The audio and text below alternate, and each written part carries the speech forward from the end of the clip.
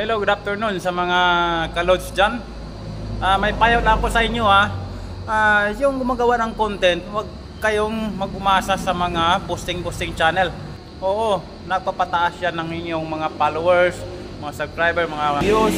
Pero hindi yan advisable ni YouTube or ni algorithm, because hindi yan ang required ni YouTube or ni Meta.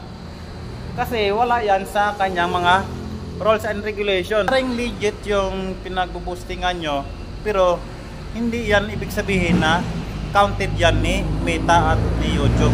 Kasi wala yan sa kanyang requirements.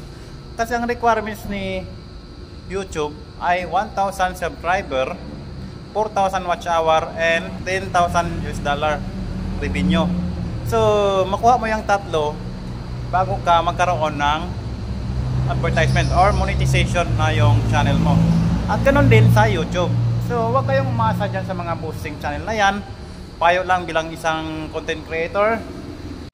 At kahit aabutin ka pa ng 1 million views, 1 million followers, hindi ka pa rin kikita dahil hindi yan ang requirements na pinasa mo kay Meta or ni YouTube.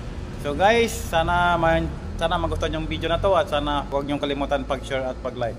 Thank you.